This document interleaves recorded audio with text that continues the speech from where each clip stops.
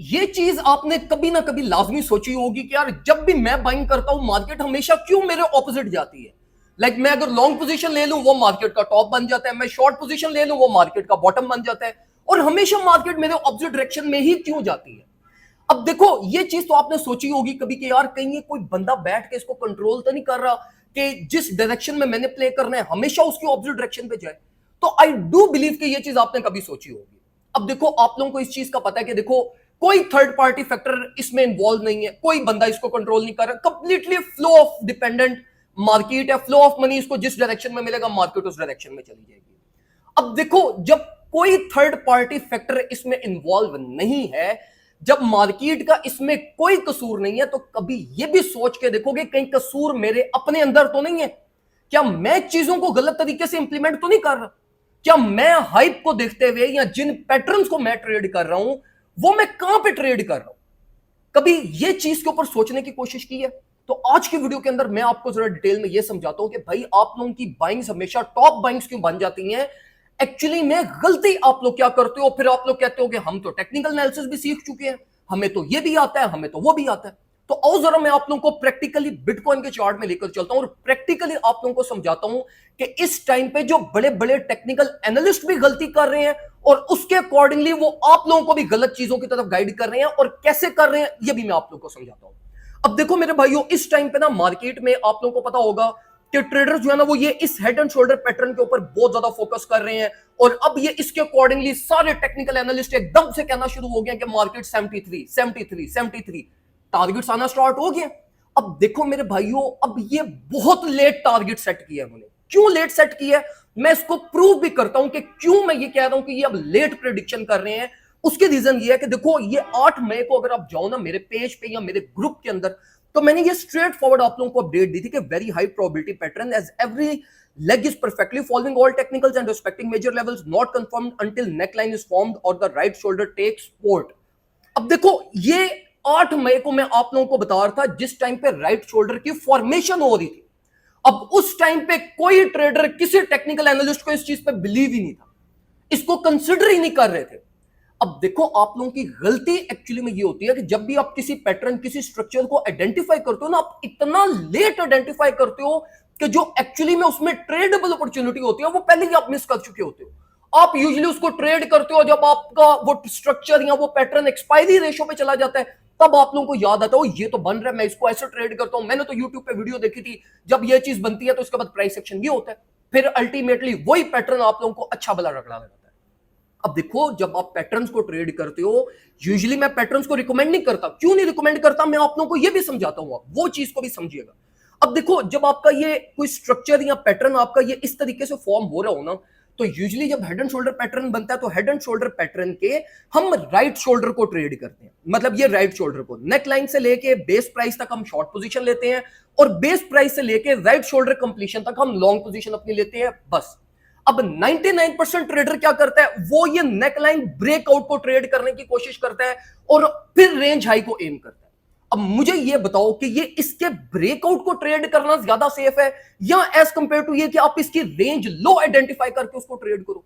और मैं ये सिर्फ बातें नहीं कर रहा, ये मैंने दोनों ट्रेड सेटअप्स अपने ग्रुप में करवाए भी हैं, और मैंने इसके हेड को भी ट्रेड करवाया था अल्हम्दुलिल्लाह, जिसमें अगर आप लोगों को याद हो तो हमने बिल्कुल परफेक्टली ये 61,000 से एक ट्रेड ओपन की थी, all the way up 67 M किया था, उसको हमने 64 पे ट्रेल किया, और उसके बाद फिर ये दोबारा हमने 61,200 as a right shoulder trade किया, ऑल द वे अप हम इसको $64,000 तक लेकर गए। ग्रुप में मैंने इसको स्केल डाउन करवाया था, एंड दोबारा ये आज मैंने ये रीटेस्ट के ऊपर मैंने ये दोबारा ट्रेड ओपन करवाई थी 64,700 से, बाय फर्स्ट टारगेट एट 67,500, और जो हेड एंड शोल्डर पैटर्न का ब्रेकआउट टारगेट है वो $71,000 एक्चुअली में, और $73,000 भी नहीं है। अब ये देखो ये चीज होती है जिसको आपने प्रॉपरली इंप्लीमेंट करना है। अब ये देखो आपको प्लेट में रख के मैं बता रहा हूं कि भाई जी ये इसकी रीटेस्ट रेंज है, रीटेस्ट कंफर्मेशन के ऊपर हमने ट्रेड लेनी है, ऑल द वे अब जो ब्रेकआउट टारगेट है वो $71,000 है। फिर मैंने इसी सिनेरियो को as per head and shoulder pattern भी समझाया कि भाई हेड एंड शोल्डर पैटर्न के अकॉर्डिंगली भी रीटेस्ट रेंज हमारी 64,700 बनती है, यहीं से मार्केट के अंदर स्टेप इन करना है। अल्हम्दुलिल्लाह अल्लाह का लाख लाख शुक्र है, मार्केट उसी के अकॉर्डिंगली प्ले आउट हुई, हमारी इंटरेस्ट को उसने एग्जीक्यूट किया हुआ है। अब मुझे ये बताओ कि अब ज्यादा सेफ आप इस वे में हो या आप डायरेक्टली पैटर्न की एक्सपायरी के बाद उसको ट्रेड करो। जो मैं आप लोगों को कहता हूं ना कि कोर टेक्निकल्स के अकॉर्डिंगली उसको ट्रेड करो, वो ये चीज होती है। आप लोग जिसे पिटे वही टेक्निकल्स अभी फॉलो कर रहे हो जो आज से 10 साल पहले लोग फॉरेक्स की मार्केट में यूज करते थे कि जी ये डॉजी कैंडल है, ये हैमर स्टिक कैंडल है, ये फलानी है, ये टमकानी है, ये हेड एंड शोल्डर है, ये इलियट वेव है, ये है, ये उसी के पीछे आप लोग लगे हुए। फ्लो ऑफ मनी आप लोगों को पता ही नहीं है, जो कि एक्चुअली में समझने वाली चीज है। तो मेरे भाइयों, ये अपनी गलती दूर करो कि आप लोग सिर्फ वो लकीर के फकीर यूट्यूब पे वो आप लोग देख लेते हो, टिक टिक टिक टिक टिक, वो वाली चीजें आप लोगों ने वो पैटर्न्स अपने माइंड में बनाई बिठाई हुई है, वही चीज आप सिर्फ आते हो चार्ट्स में आइडेंटिफाई करते हो और वो कभी भी प्ले आउट नहीं करती। प्ले आउट करें भी तो 20 स्ट्रक्चर बनेंगे, 20 में से एक इक्का दुक्का कोई बनेगा उस तरीके से। तो मेरे भाइयों, फ्लो ऑफ मनी को समझो, रियल टाइम अपने रिजल्ट्स लिया करो, ताकि आप लोगों को रियल टाइम मार्केट सिचुएशन के अकॉर्डिंगली अगर कोई भी वॉलिटिलिटी हिट होती है, कोई भी चेंज ऑफ प्लान होता है, तो आप उसके अकॉर्डिंगली अपने ट्रेड प्लान को भी चेंज कर सको, जिस तरह मैं आप लोगों को ये रियल टाइम ग्रुप में बताता रहता हूं। अब ये देखो, ग्रुप में हमने ट्रेड ओपन की, इथेरियम की ट्रेड हमने 2970 से ओपन की, वो भी परफेक्टली चल रही है। रियल टाइम अपडेट मैंने दी कि भाई रीटेस्ट रेंज है, करो इसको ट्रेड। फिर उसके बाद डीएक्सवाई की वोलेटिलिटी एक्सपेक्टेड थी, उसके बारे में मैंने बताया कि भाई पैनिक नहीं होना, सिर्फ डीएक्सवाई अगर करेक्शन लेगा तो ये स्टिल एक हेल्दी प्राइस एक्शन होगा। अब अगर आप लोगों को चीजें यूं प्लेट में रख के दे दी जाए और फिर भी आप उनको इंप्लीमेंट ना कर सको, तो फिर तो ये आप लोगों की गलती है ना। तो इन चीजों के ऊपर मेरे भाइयों काम करो। और एक और चीज तो मैं आप लोगों को एंड पे समझा देता हूं कि देखो, जब पैटर्न्स को ट्रेड करते हो ना, तो पैटर्न्स को ब्लाइंडली कभी भी ट्रेड नहीं किया जाता। पैटर्न्स, अब ये देखो, अब ये जो हमारे पास हेड एंड शोल्डर पैटर्न बन रहा है, इसकी रेंज देखो जरा, इसकी रेंज कुछ round about pattern top to pattern low 20% की रेंज है। अब 20% की रेंज के अंदर मार्केट ने कुछ 7-8 स्ट्रक्चर बनाए हैं, जिसमें आपको कुछ 15-16 ट्रेडेबल अपॉर्चुनिटीज मिली हैं 4 आवर टाइम फ्रेम पे। शॉर्टर टाइम फ्रेम्स को तो छोड़ दो, मतलब यहां पे आप देखो मार्केट लोअर लोस फॉर्म करती हुई नीचे आई, थर्ड स्विंग एंट्री आपकी। फिर यहां पे मार्केट ने change of nature, break of structure किया, ब्रेक ऑफ स्ट्रक्चर आपकी एंट्री। फिर यहां से मार्केट ने दोबारा डाउन ट्रेंड फॉर्म किया, फिर ये अपवर्ड साइड पे गई, नेकलाइन ब्रेकआउट एंट्री आपकी।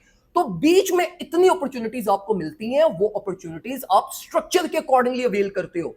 और अगर आप ब्रेकआउट्स को ट्रेड करते हो, तो ब्रेकआउट्स को भी ट्रेड करने के लिए प्रॉपर पहले ये आइडेंटिफाई किया करो कि ब्रेकआउट हो किस टाइप का रहा है। इंपल्सिव मूव है, स्लो एंड स्टेडी है, रीटेस्ट है, कौन सा?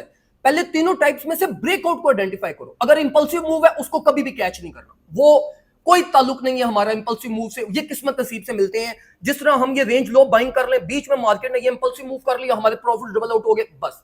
स्लो एंड स्टडी ब्रेकआउट है, उसको फिर उसकी कंडीशंस के अकॉर्डिंगली उस तरीके से उसकी कंफर्मेशंस लो, देन उसको ट्रेड करो। रीटेस्ट ब्रेकआउट है तो रीटेस्ट कंफर्मेशंस लो, फिर उसको ट्रेड करो, जिस तरह मैं आप लोगों को सारे अपने ग्रुप के अंदर गाइड करता हूं।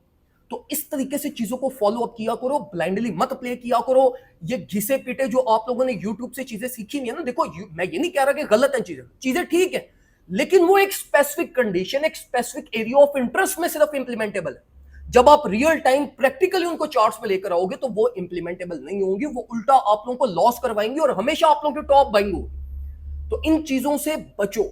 ये कैसे बचोगे? जब आपको कोर टेक्निकल एनालिसिस आता हो, एडवांस लेवल स्ट्रेटजीज आप लोगों को आती हो, आप लोगों को पता हो कि यार मार्केट में ये हो रहा है, फ्लो ऑफ मनी की सिचुएशन ये है, लिक्विडिटी ये है, इन्वेस्टर्स एरिया ऑफ इंटरेस्ट ये है, रिटेलर्स एरिया ऑफ इंटरेस्ट ये है, इन्वेस्टर इस साइकोलॉजी के साथ प्ले करेगा, रिटेलर इस साइकोलॉजी के साथ प्ले करेगा। जब ये सारी चीजों का स्किल सेट आपके माइंड में होगा ना, तो तब आप एक प्रॉपर ट्रेडिंग कर सकोगे। वरना यही होगा कि आप आओगे मार्केट में 2-3 ट्रेड्स प्रॉफिट की, एक लॉस की, अगली लिक्विडेट, खत्म का।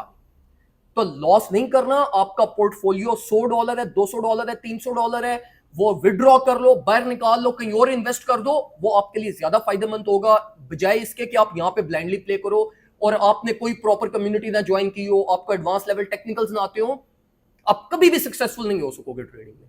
ये मेरी ब्रादराना एडवाइस है आप सब भाइयों को कि देखो, आप लोग आते हो मार्केट में हजारों डॉलर्स इन्वेस्ट कर देते हो, लेकिन आप लोगों को बेसिक ही नहीं पता होता कि यार मैंने मार्केट में करना क्या। आप लोगों को सिर्फ ये चीज नजर आती है, मार्केट ऊपर गई प्रॉफिट्स, मार्केट नीचे आई फिर भी प्रॉफिट, शॉर्ट कर दूंगा, लॉन्ग कर दूंगा। तो इन चीजों से बचो। ये नहीं है इतनी सिंपल मार्केट, ये बहुत कॉम्प्लेक्स मार्केट है। फिजिकल बिजनेस से ज्यादा कॉम्प्लेक्स ये मार्केट है, जिसमें ट्रिलियन ट्रिलियन डॉलर्स के आपके पास लाइक मार्केट कैप है, बीच में इतना इतना बड़ा इन्वेस्टर बैठा हुआ है। तो आपने इन्वेस्टर्स के अगेंस्ट कंपीट करना है, तो फिर आपको उसके लेवल का स्किल सेट भी आना चाहिए, तभी आपके प्रॉफिट्स बनेंगे, वरना आप प्रॉफिटेबल इस मार्केट में नहीं हो सकोगे। तो जो इंस्ट्रक्शंस मैं अपने ग्रुप में गाइड करता हूं, उनको मेरे भाइयों आराम से, उनसे तसल्ली से इंप्लीमेंट किया करो।